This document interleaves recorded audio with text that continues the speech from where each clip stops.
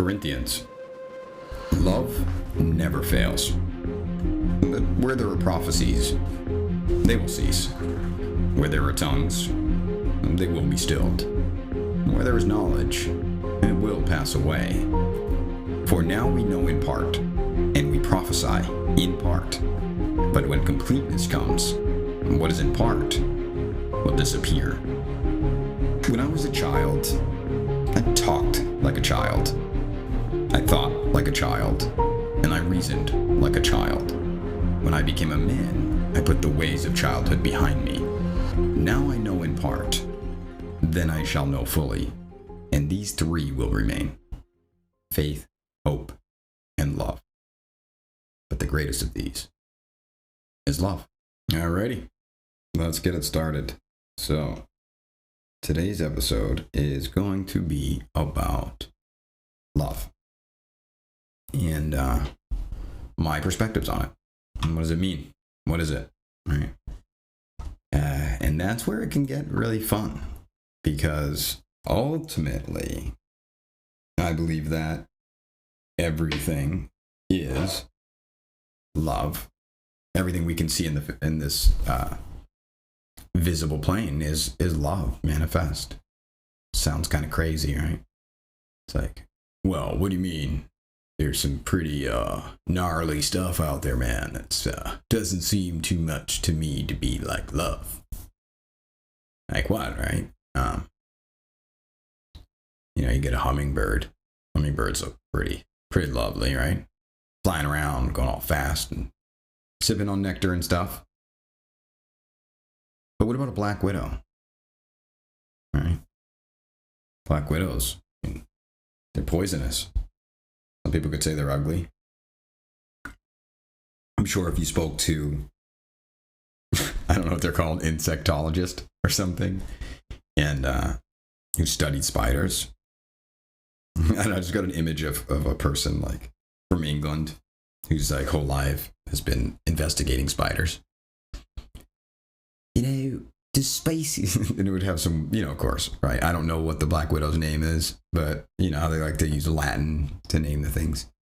The Black Widow's Minimus Maximus is such a marvelous creature.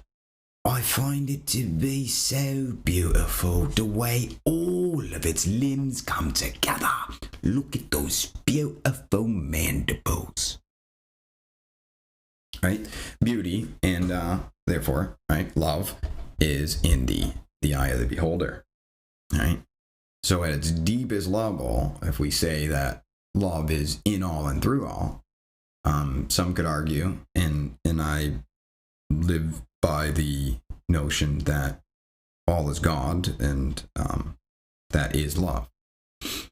And there's a feminine and a masculine component to that.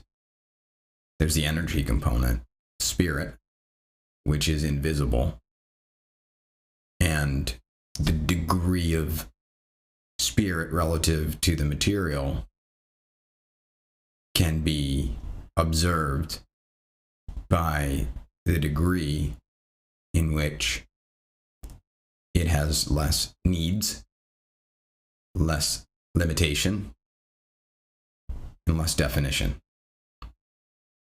Whereas the vibration, as I spoke about in prior podcasts, the feminine component of love is the manifested aspect, the form. You could look at the energy as content, spirit energy as content, and the feminine vibration, content expressed, manifest. The feminine, Mother Earth, right, material plane. It's what gives meaning. You can't give meaning to something without having a need. You can't have your needs met without having a need, right? So you can't have your needs met without having a need. But it's also not very good when you have a need that can't be met. So we can look at it kind of like love is the answer in the material world. That which we see in front of us is the question. And when we form the communion or make the two into one, you can say to the mountain, move, and the mountain will move, as Jesus said. I want you to think about that for a second. Jesus said when you make the two into one, you can say to the mountain, move, and the mountain will move. Well, you had no need for a mountain to move. You wouldn't call upon love to move it. So in a beautiful way, the source, love, answer, energy required to move the mountain is an important aspect in the moving of the mountain, of the manifestation of that creation, yet without a need to move the mountain. You wouldn't move it. You wouldn't do anything. Right? I want to kind of dive into that. We've talked about before the energy, frequency, vibration. And today we're going to have some lovely things we're going to discuss about kind of reframing our perspective on the darkness, the negative, right? The receptive part of ourselves. And bring them in harmony, make the two into one flesh, as they say, right, in the Bible.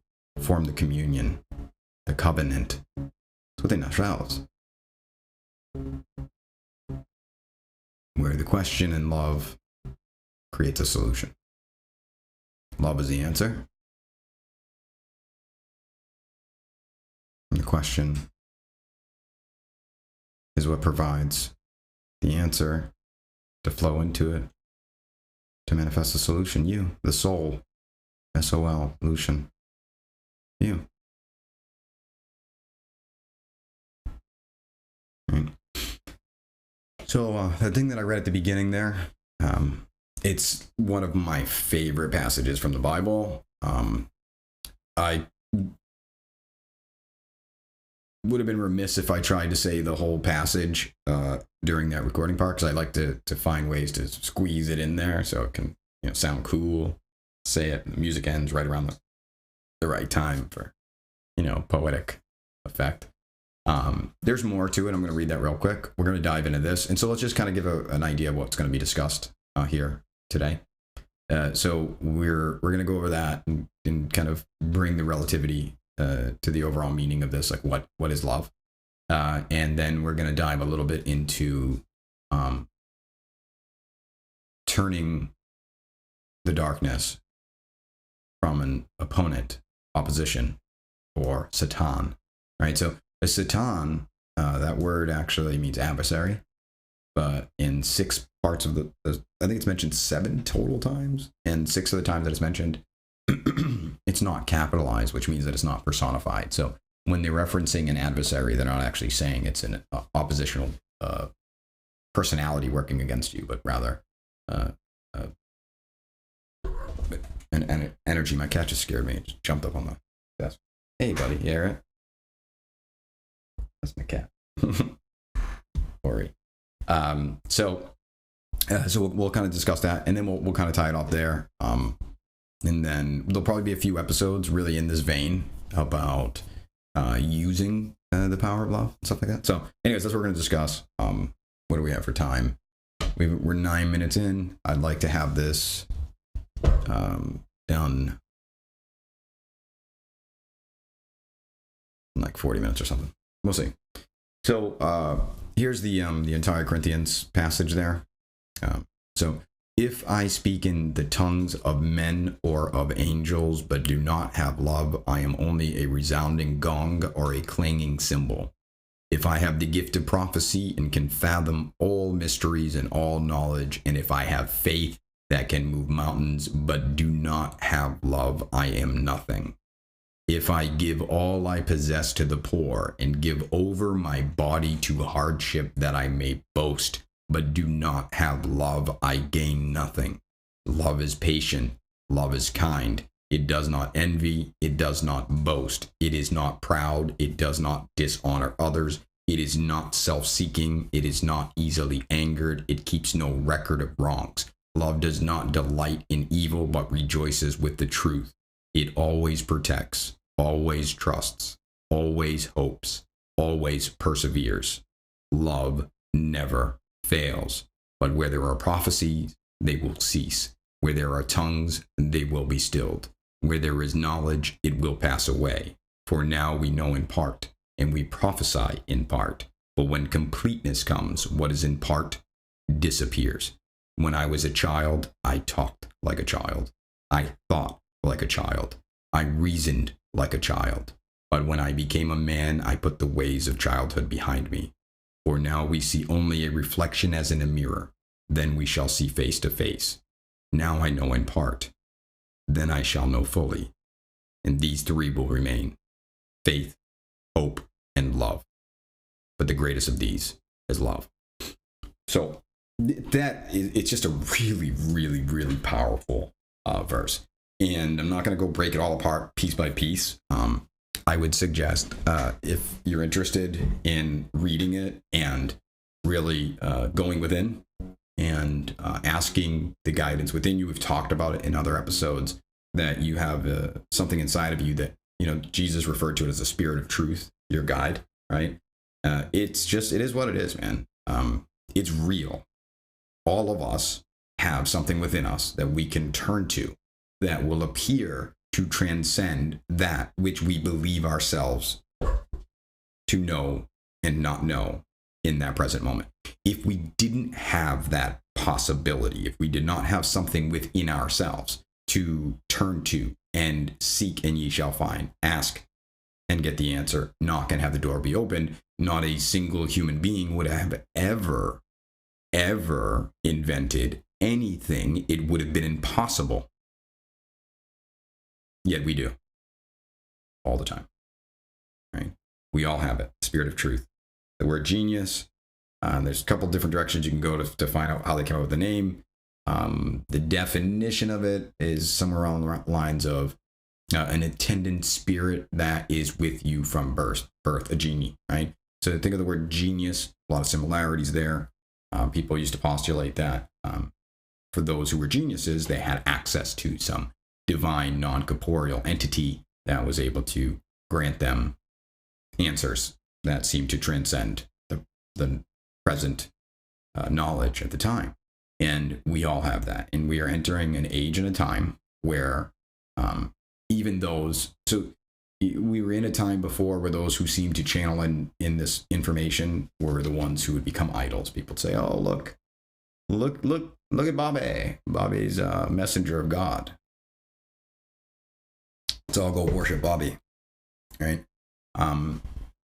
Right, but God is in all, through all, omnipotent, omnipresent, right? So it's just the age that we're entering now, where even those that may appear to be the geniuses, bringing in the new, at this stage of humanity's conscious evolution, they are doing what they do to bring to the rest of the world the perspective that we are all messengers.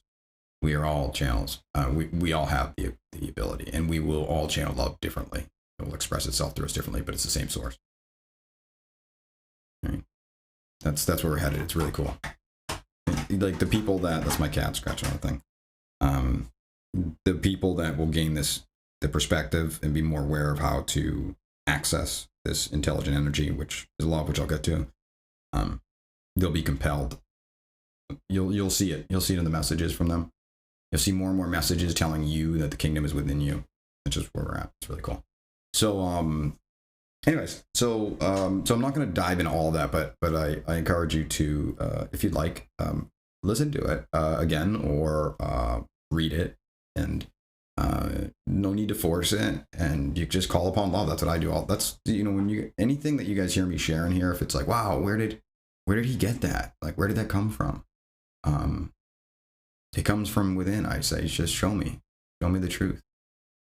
And I've been practicing really channeling that, and now I understand more and more daily why Jesus said, of my own self I do nothing, but through me the Father does all things. And he just used the word Father because that's you got to remember, when divinity comes in and brings about change in the consciousness of humanity, it has to meet them where they're at. Just like with each individual person, they're going to have this personality matrix, and They can only receive that which can resonate where they're at that time. And so same thing goes when you're dealing with an entire population of people thousands of years ago with ignorance and limited information. The information that was provided to them had to match them at that time. Right? What was my point there? Either way. And that's why Jesus said, "Verily I say unto thee, all of these things I have been doing, and even greater things than these shall ye do." He knew. He was bringing in, bringing in the Christ energy. And, when he says, "I am the way, I am the truth, I am the life, I am the Alpha, I am the Omega, I am the beginning, I am the ending." Saying I am at your center is what will define your reality in ways that most people probably don't have the capacity to fathom anywhere near the degree of which that's true, myself included. I can only grow into it, expand into it. It's marvelous. Like literally, it's truly a marvel. It's incredible. It's funny. You think you're losing yourself, and I died, yet I live, but not I. Christ dwelleth in me. It's like sacrifices. It's thinking you got to get rid of yourself, and instead of being selfish, you have to be selfless. But somehow, in the letting go of the selfish, which is a little self, you expand into being self more, which is the big self, which is pretty incredible. So it says, "If I speak in tongue of the men and angels, but do not have love, I'm only a resounding gong or a clanging cymbal." Right? If I have the gift of prophecy, blah, blah, blah, I don't have love. It's basically, I'm nothing without it. Right? And it says it always protects, always trusts, always hopes, always perseveres. Right? In the Bible, they talk about, there's 4 different types of love. And I don't recall the specific name for each one, because 2 of them were kind of weird. And I like to speak in ways that are just the most relative for the, it depends on who I'm speaking to, especially when I'm doing something like this. So I just reorganize them. Anyways, so there's 4 of them, worded a little differently. But in the Bible, there's think of 4 like types of love. At the top, there's agape, right? And it's like literally, look at the word agape, right? It's like wide open, unconditional love. Right. In Christianity, they kind of refer to it as God's love for man and brotherly love, right? And it's like just a super love, right? And then on the inversion of that, all the way at the bottom. So think of 4, right? Think of the one at the top. Think of the one at the top is number 4. Number 1, the inversion of that is eros, right?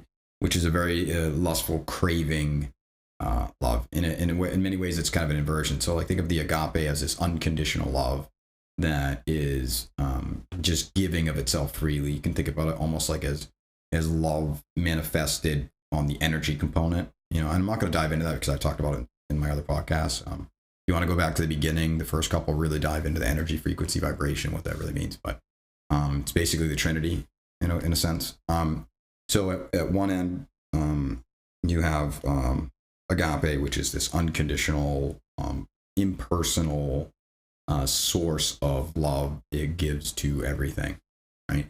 So it's the thing that is the source of the material that creates a black widow, and it's also the source of the material that creates a hummingbird. It's just a source of creation. That's what it does, right? The other end of that is eros, and that is a very personal type of love, and it's actually a craving. And I wouldn't say it's loveless, because everything is ultimately love. It's just a different kind of flavor of it.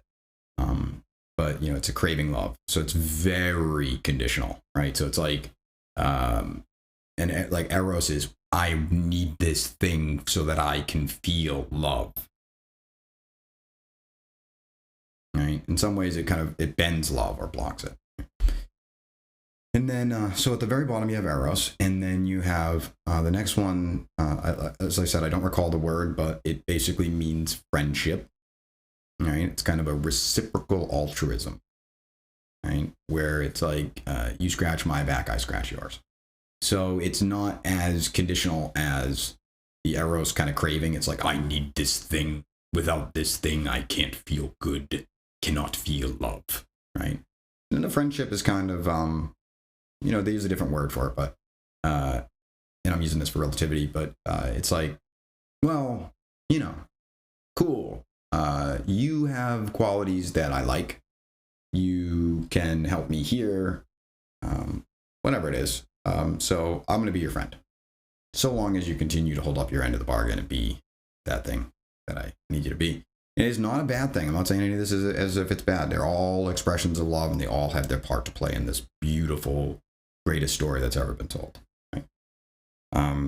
It is kind of funny when people who are friends, a lot of times if you see a friendship end, it's because the person says, you changed. What? Aren't we supposed to change? Like, isn't that like kind of what happens in life? You're changing all the time, right? So what are they really saying? You no longer are being the thing that I signed up to be friends with, which is cool, right? But you can definitely see there's some conditions there, right? You'll be my friend because these conditions are met. Right? Again, I'm not saying this is bad. Nothing. I'm like, that's not my direction headed, and it wouldn't be helpful. And then the next one is affinity. It's, again, not the word in the Bible, but it's basically a affinity. It's kind of like you walk outside and there's a tree. You're walking by the tree and you're like, what a beautiful tree, right? There's still kind of a condition there, right? It's like it's being a tree. But it doesn't even have to be giving you apples or anything. It doesn't even have to be giving you shade. It's just like kind of like an appreciation, just an appreciation for the thing, just, being what it is, right? But you can have like different degrees of affinity for things, right? So it just so happens that that tree has an affinity for you, right? So there is some personification to it. There are some conditions to it. Again, not bad, right? This is just kind of showing like the different things of love, right? And I think that where I'm at presently is that you can kind of find this harmony in it, right? Because I'm in a body and my body needs water, right? That's a condition. My body needs certain conditions met. It needs safety, it needs warmth, or coolness, depending upon the situation, right? So I don't think that the goal here is to eliminate all of them. I think it's just to identify kind of where they are and, what are the things that I think I need, for me anyways, what are the things that I think I need? I have, it's like, and so for me, ultimately, who knows where I'm headed? I would say that where I'm at now, I'm all of them, right? I have certain people that are in my life that I spend more time with, that I have friendships with, and I will always want the best for them. Like I've gotten at least to that point. Like if anybody said to me, I don't want to be a friend anymore, I can assure you, like I've already had it happen multiple times on this awakening journey, and I think I think I called those situations to myself to grow in this understanding. But I had a lot of friends fall away because I changed, and I'm sure they changed too. But regardless, we just didn't resonate on the same level anymore. And this stuff that I talk about on these podcasts. This is pretty much. I joke around and I can be silly and enjoy life. It's not like I take everything super serious, but more or less, this is the direction that I head in. Like everything that I do is just kind of tied to this stuff, and I love it. It's just what I love. And there are others that's gonna be annoying. You know what I mean? And I get it. I don't blame them. They're like, dude, man, I'm trying to be, and they're just God being their character, and they're like, all right, dude, yeah, so kind of killing the vibe here, man, trying to break things down on the deepest level all the time. I want to keep things simple and just be my character. And it's like, cool, man. It's awesome. And I don't even have to say to them, like, so I sound spiritual. Hey, I love you, man. I'll whatever you do, I wish the best. I may express that, but ultimately in my heart, I know that's what I feel. And that's really cool. Really cool. So I can still give them love, to go be who they want to be, right? But I still have needs for my body that I'm in. And I look at it as like, maybe, I think I look at it like I'm giving love to the body by feeding it, because I know that I'm more than the body. I'm more than this guy talking to you right now. It's just a slice, an aspect of the overall personality matrix that he is. I transcend me, transcend time and space. I'm in the moment before, I'm in this moment, I'm in the next moment. Jesus said, I am what was, I am what is, I am what will be. I think what Jesus was really sharing with people was his idea. I think that your outer world is going to match you, or better said, match who you are being. I think the world is a perfect, mathematically precise, inverted, projected reflection of your conception of yourself. Well, who's the you are? You must transcend the personality, because the personality is your conception of yourself. So you're the I am. And I think that's what he was sharing with people, to really become aware of that. And so when maybe the direction I'm heading in is, right now the stage that I'm at is, I've chosen, I want to give love to everything. Because is it because I'm like this like selfless guy who's better than other people who aren't doing that? I mean, I think everybody's giving love in their own way. They're just manifesting that which was invisible into that which is visible. But my understanding of love, right? Unification, power, strength, harmony, intelligence, compassion. Just it's a feeling. I'm just slicing around and throwing into words of what I see love as. But that's what I want to radiate out to everything, right? I want to radiate. Jesus said, of all of my commandments, I think it was Matthew 13, maybe Matthew something. He said, of all the commandments, these two, more or less the most important. Love God first, with all your heart, with all your soul, with all your mind, with all your strength. And to me, God is love, right? So let's put the word love in there. Love first, with all of your heart, with all of your soul, with all of your mind, with all of your spirit, everything. Just love first. Then love your neighbor as yourself, right? So I've really been cultivating, well, what does that mean? What does that look like? And the best way to describe it is it's kind of tuning into the power of love. Like, love is the answer, right? And that's that agape. So right now I look at it like, I mean, who knows, maybe I'll transform in one day. I'll just see myself as just this big ball of agape. Who knows? Maybe that's where I'm headed. You know, for now, where I'm at is I'm tuning into and channeling love in a way that I desire to express it.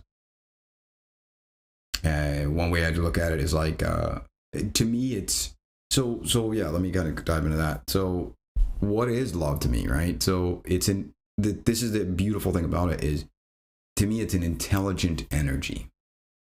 I believe that all the stuff that we see manifest in this world, as solid as it looks, as material as it looks, it's ultimately just a manifestation and an expression of intelligent energy.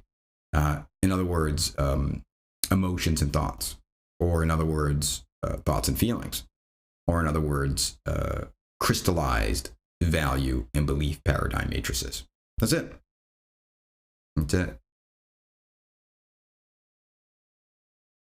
So Jesus said in the Gospel of Thomas, he said, when you know what's in front of your face, it is your own self who will be known. If you do not come to know yourselves, you will live in poverty, and you will be the poverty.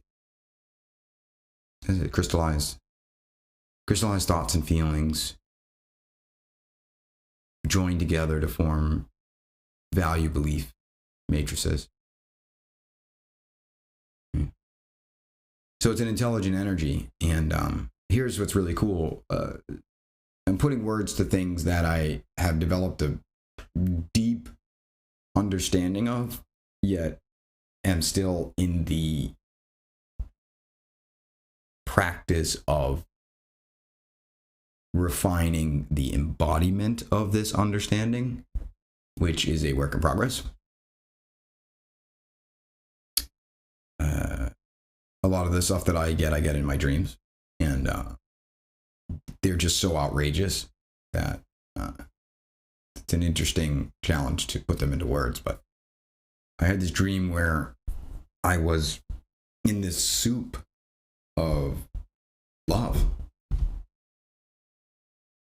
And it was, the way the soup worked is,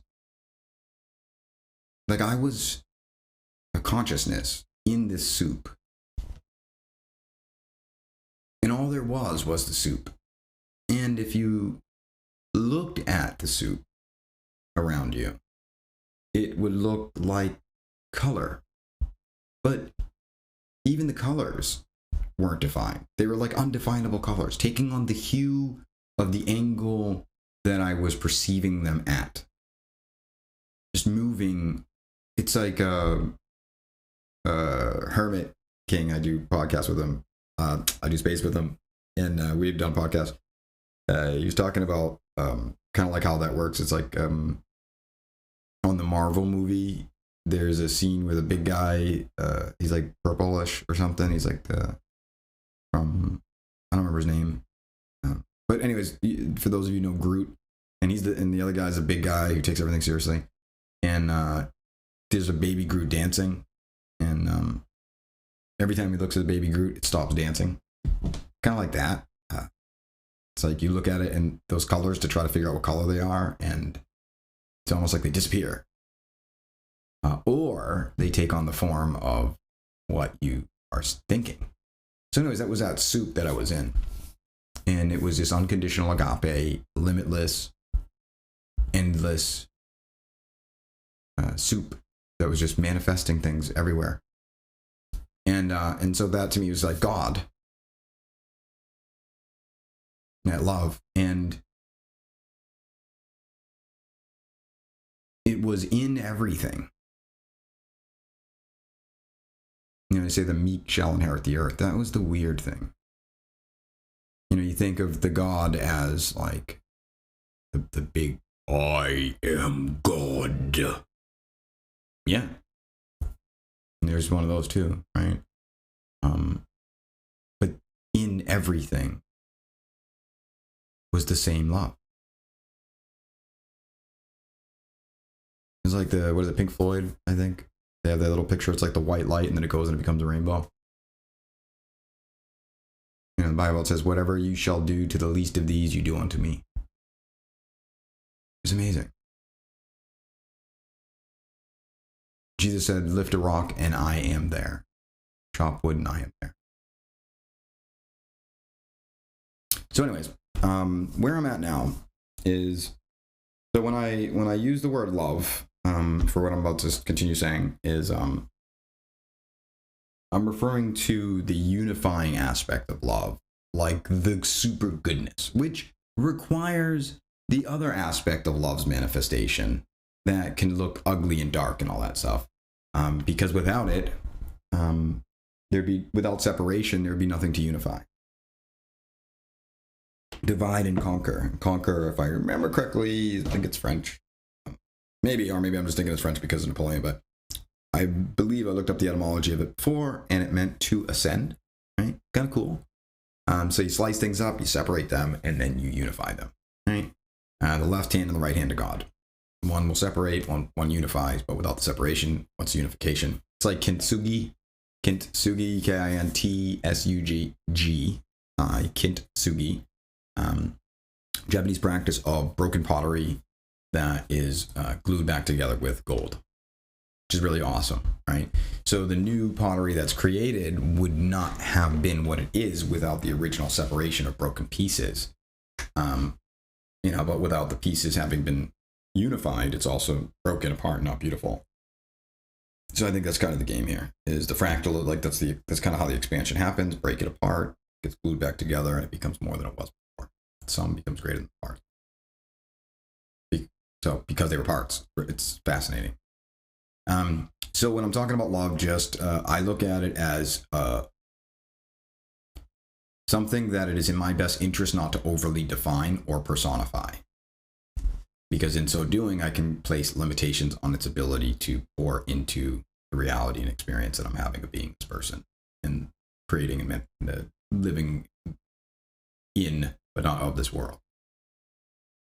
So I have to give it birth, room to grow and to expand. But because it literally creates everything, even the energy that some could see as disharmonious, I need to put some kind of intention. So my intention is I am being the best to create the best life, relationship, and worlds inside and outside of myself that I love the most.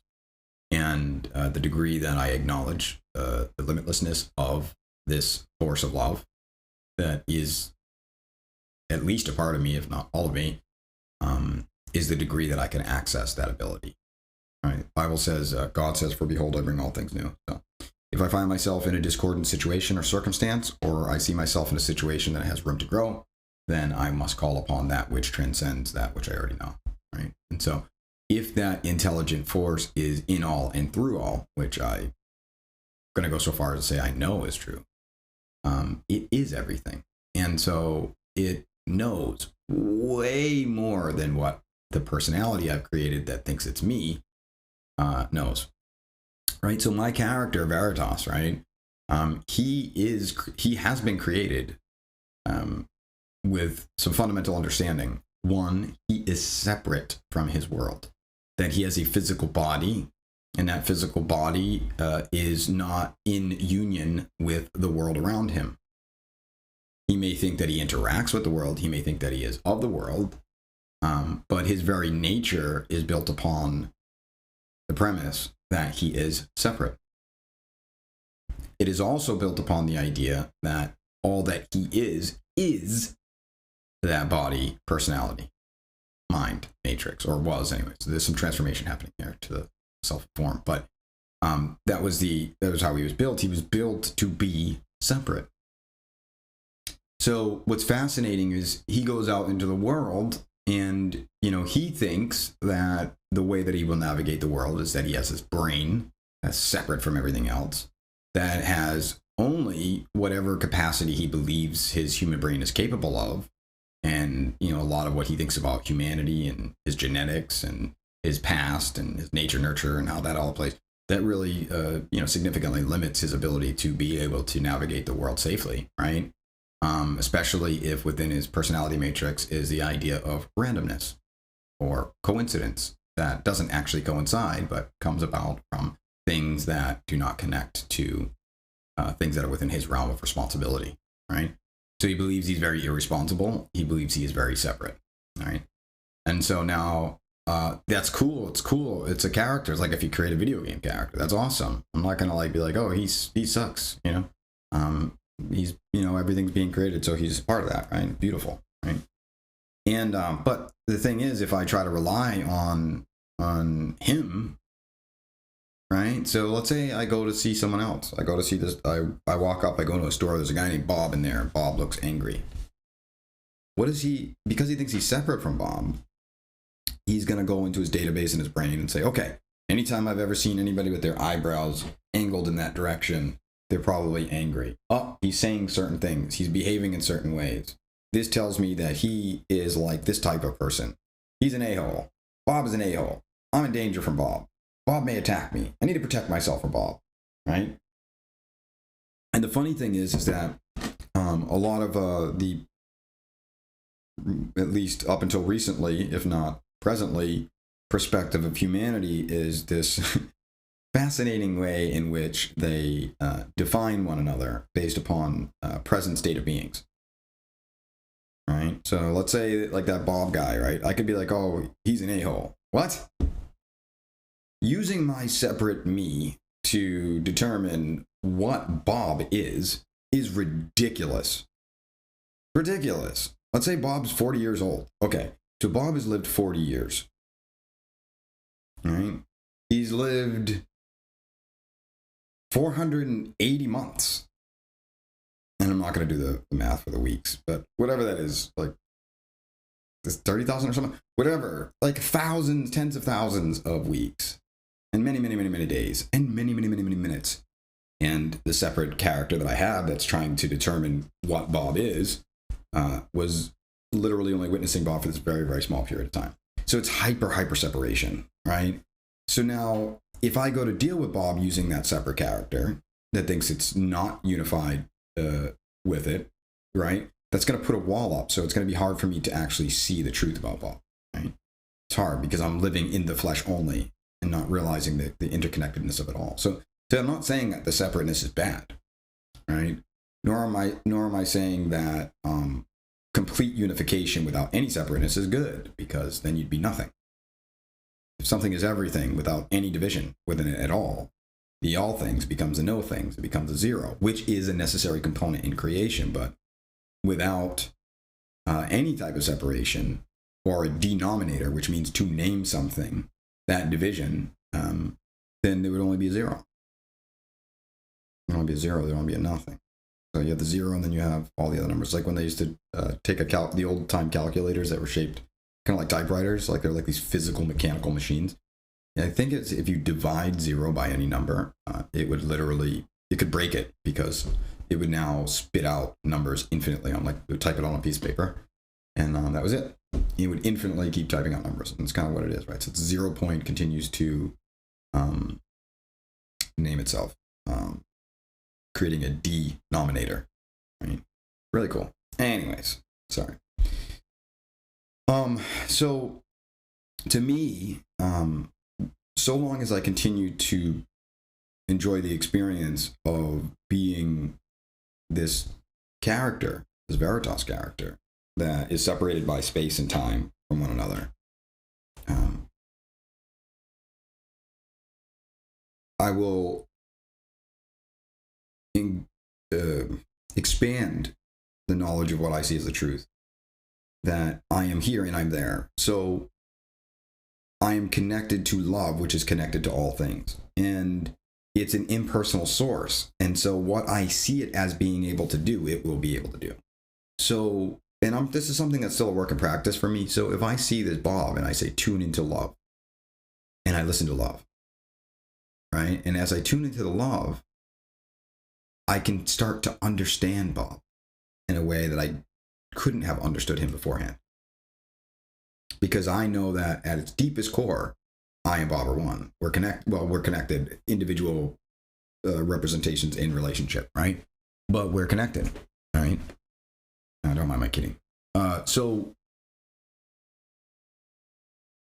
that's what I see love as, is it's an intelligent energy, and it gives. And what I've been practicing on is being a love. So it's really interesting. Like some people will tell you, now, I wasn't there when Buddha was there. So even if I have my thoughts on what Buddha said versus what other people think Buddha said, these characters that we are presenting ourselves as, they weren't there, right? So I can only speak to what I resonate with, right? So when I first heard of Buddhism, I have always, as this person, been one who embodied a lot of characteristics of what those who followed the practice of Buddhism would embody, in that, I don't kill bugs, and there's certain aspects of my behavior. And hold on 1 second, that's my cat. All right, well, that was my other cat. So I embody the, so people would, try to get me interested in the idea of pursuing Buddhism. And I have pursued a lot of the ideology of it, and I love it, as I do most of different scripture from different sources. But the people, the reason that turned me off to it at the time was they would say, oh, life is suffering. That's what the Buddha say. Buddha say life is suffering. And I was like, I don't know. I've already had a lot of suffering. I'm not sure if I want to co-sign with a spiritual practice where it seems like the ultimate meaning of life is that it is suffering. I had enough of that. Maybe there's a different source, right? And then I heard, oh yeah, Buddha didn't say that. Buddha said attachment suffering. Oh. Now that's kind of, that one actually, that was like, I think I can deal with this. Because in my life, that's how I dealt with my trauma. Oh man, right? If that's what it takes to be a Buddha, is like to just detach, man, I'll be there in no time. I've been denying everything. I've been detaching from everything. It was one of the things that used to cause a lot of issues with me growing up, is that people thought I was cold. I was very compassionate, but cold. I'm not a big fan of hugs and stuff like that. And I expressed love different than others. To me, it was like, my way of expressing love was, two things were really important to me. One, to give people a safe space to be themselves. So like a level of just basically a safe place to express themselves. that was really important to me because I didn't feel like I could do that. I didn't feel like I had a safe space when I was younger of trust. And I, in a lot of this circumstance that I went in, of course, I had the experience of feeling safe in some situations and not safe in others. But from a very, very, very, very young age, there was an overwhelming feeling of lack of safety.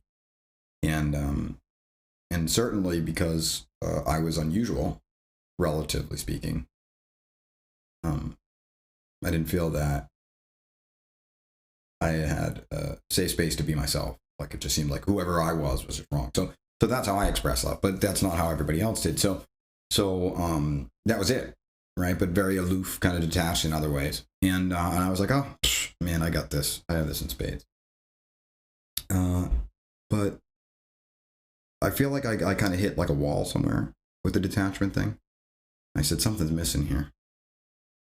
This can't just be the answer. I'm like, just to become more and more apathetic, to deny all my needs, and I got very stringent, slept in this little tiny bed with a tiny little pillow, eating only lentils, doing all these things, renouncing the world.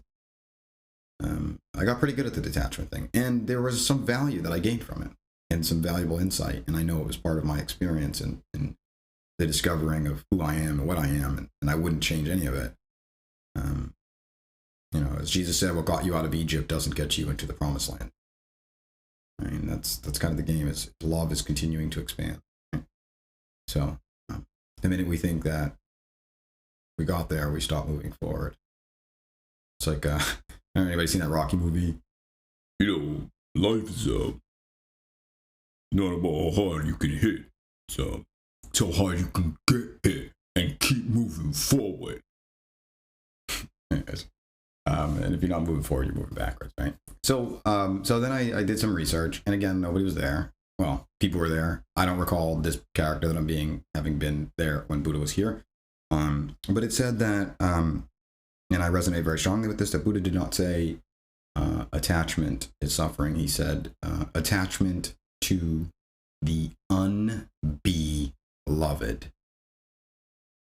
is suffering. And detachment from the beloved, love, it is suffering. That resonated. Now I've been having an exciting time of saying, oh man, okay, so, all right, because a little voice in my head has been saying this more and more, be loved. I was like, all right, I got it. I learned how to significantly become aware of the judgments that I had towards others and accept those within myself and grow in my wisdom and understanding of why the judgments didn't serve me, rather than just saying, I'm bad if I judge, right? It was a process. And I learned to I started to realize, wow, when I sit there and I sit across from another person and I zero myself out, and I tune into their frequency and I call upon the power of that intelligent energy of love as I know it to be, it will pour into me. Jesus said, give no thought for tomorrow. Give no thought of what you shall say or what you shall do. What's the next part of that? He said, what you need to say will be paraphrasing. What you need to know will be said. And you basically just speak it. And I started to realize, I'm like, oh my God. I also had dreams that told me to do that before. It said, stop thinking, tune into their frequency. And when you speak, what you need to say will be the music that they need to hear. So I started practicing it. I'm like, this is amazing. I can actually channel. And I was like, well, what am I channeling? Am I channeling God? Well, God's everything, right? Love is everything. So what am I doing? And it was like my channel was my intention. I said, I want whatever comes out of my mouth, I want it to be for the greatest good. And what's beautiful about that is you'd say, well, some people say, well, Veritas, I've heard you say there's no good and bad. Yeah, we'll get to that. But in a way, it's weird, because what the devil meant for harm, God makes good. It's weird. So what was like seen as bad now becomes space for the good. So that now means that it's no longer bad. It's like the love heals it. They say time heals all wounds. Time is the wound. Love heals it, right? And it's magical. It's magical. It's the most powerful force. It is the only force. Where are we directing it? And so So I started practicing over these last couple of years, and I realized that what I needed to say would be that, like, I wouldn't have to think. I just tuned into love. And then, now this is where it's gotten really fun for me. And you know what I'm going to do? We're already at 50 minutes here. I'm going to wrap this kind of concept up, and then I'm just going to do a second one tomorrow. And we're going to dive into like what the negative space is and more practical means of this. But and some of the things that I learned. Ooh, and we're going to get into the sins. That's fun. Oh my goodness. It's going to be so fun. But long story short, I learned how to express love to others. And now I've really been putting into practice love of self. And you could say, well, wait, Veritas, so you're saying you haven't loved yourself this whole time? Of course I was loving myself, right? But there were so many areas where I had placed conditions on the degree in which love could flow through me into aspects of my reality that are, now looking back at it, insane. For example, I don't like doing the dishes. I hate doing the dishes. Guess what I just did? I put a condition on love. So now I've said to myself, well, I need the dishes done, but I hate doing them. Right? So now when I go to do them, judge not lest ye be judged, and by an equal measure shall ye be judged. I didn't realize it, but I was harming myself. Because, you know, when I sit across from another person, now if I was sitting across from another person, they were talking, I was like, oh my God, I hate when people complain about their lives, man. These idiots, these sheep people. Ugh. I hate when people are just like whining all the time. It's like, bothers me like so much. Well, guess what's going to happen? Someone's going to talk to me. And even if I'm trying to pretend like I care, I'm blocking the love. And the same thing with any judgments that I hold against people. So if I think I don't like someone, then I'm blocking love, because love is going to be like, well, they don't deserve it. They don't deserve love. Right? So that's what I mean by zeroing out. So I learned that I was like, well, what does it mean to love myself? You know what? I'm going to probably hold that. What am I going to do? Yep. So yeah, because I could just go on that for a while. The long story short is I realized that I am a past, I'm a present, and I'm a future. And so whether or not my present self is aware of my future self, he's intimately connected to him, inexorably linked. And what I'm doing now in this present moment is the channel and the conduit between past self and future self. And the way that I am, the understandings that I hold towards both of them in a loving, connected, unifying nature, or in the opposite of that, will have a direct impact on how I feel. And I've become very sensitive to that. And I'll dive into that on the next episode. But for instance, forgiveness, right? FORE, right? So it's before give, right? So it's to give before, right? So my past self cannot change itself, or at least my understanding that I'm holding of my past self cannot change itself. So if my past self made mistakes that I regret and I feel guilt about, or anger, or resentment, or denial, I'm setting a level of hatred. I'm putting a condition on the allowance of love, intelligent energy to flow into that aspect of self to provide growth and healing. The past self interpretations that I have, think of them almost like they're frozen in time. So whatever energy that I have sent to them up until this moment is going to reflect back to me. It's karmic, right? So any judgments I've had against them will now judge not lest ye be judged. By equal measure shall ye be judged, right? So it bounces back at me. So if I say, you suck, you're an idiot, right? Well, guess what? That bounces back at me. And to a degree of myself that is represented by that judgment is the degree that it's going to hinder my ability to have unconditional love pour through me to handle that situation again. So it's imperative to heal the past self with forgiveness, which is understanding that past interpretations, or your personality matrix that consists of your subjective consciousness, or consciousness that can only parrot back to you what has been programmed into it up until now. If you do not give before change, it will never change, and it has a huge impact on what manifests in your life. So it's critical to love that self, right? And then the same thing goes for future self, right? And this was an area that I had a lot of difficulty with, because I didn't understand. I'm a very present-minded person anyways. And so it'd be like, I want to do this, I don't want to do that. So I procrastinated and things like that. I just didn't understand that. Yeah. The more healing I've done, the more I realized how much I was suffering, even up until recently. It's like my pain threshold was so high for suffering that even though I felt as though I've been like feeling the best I felt most of my life in these past couple of years, every time I heal another aspect and bring more love in and feel more completeness, I look back at even the week before and I'm like, oh my goodness, I was suffering more than I thought I was, but I just didn't know any better. It's like being in a house where you have like all these ACs turned up all like really loud and it's just a bunch of background noise or people doing work and construction in the house, and then waking up one day and all that just stopped. Like you just get used to it. You don't even notice it anymore. It just is, right? And then one day it just stops and you're like, wow, you don't know what you have until it's gone, both good and bad. Well, I'm not going to project that onto anybody, but for, the adage goes, you don't know what you have until it's gone. Right? And so as I've been healing these things, wow, I didn't realize that when I was procrastinating. See, whatever energy you send out, it's like doubled, right? So what you give, you receive. But so if you give out a judgment or a quote unquote,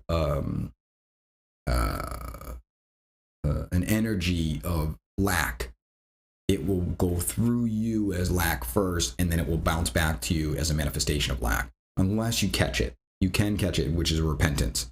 You can actually catch it before it comes back. But whenever we judge anybody, whether we realize it or not, that judgmental energy is discordant, it's disharmonious, and it's painful. But when people have been so soaked in pain for so long, you don't even know anymore. It's kind of like someone who drinks all the time. Like, it's just like their body's just always like suffering, versus someone who never drinks and they drink and they're like, oh my God, wow, I feel like death, right? It's just kind of their tolerance for the pain is just much, much higher. But they're just saturated and they can't tell the difference anymore. They don't know what's causing the pain, right? And so I assure you, any judgment that you send out, it's going to go through you first.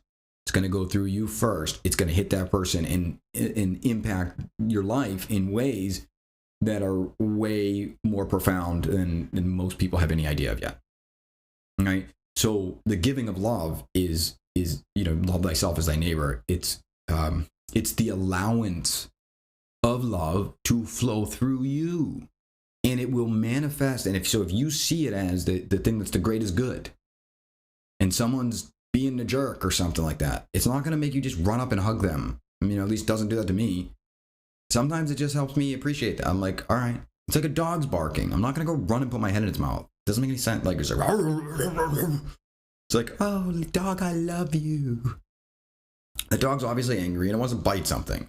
And I'm not doing it any service by getting bit by it. Especially if the whole karma thing's true, right? Because now he's going to get karma from biting me. Poor dog. I don't want to do that to him, right? And I don't want to do that to myself. So to me, that's what I see the intelligent energy as. Not a personification, right? But an intelligent energy that will be that of which I am intending it to be. And that is something that's seeking for the greatest good of all, right? And that's it, right? So when we send out that judgmental energy, it radiates through us. Same thing with harmonizing best for all energy. And so it will work. It works through me. When I do this podcast right now, I have no idea. I was like, I want to do something about love. And I just sat down. I was just, an hour of talking just came up. Right? And let's say I had a bunch of energy of a frequency of fear and judgment, uncertainty and doubt. I could have spent an hour talking about how evil our government is, or how evil the Republicans are, or how evil the Democrats are, or how evil this color person is, or how evil this person's gender ideology is, whatever. So I could have done that, but I didn't. Because, for me, I got to carry that pain first before I express it. It's got to go through me. And I've spent enough time radiating discordant, disharmonious pain. Right? So anyways, that's that. So the next episode, we will really start diving into some practical applications of love and stuff like that. I hope you guys found some value in this. And yeah, I will see you soon.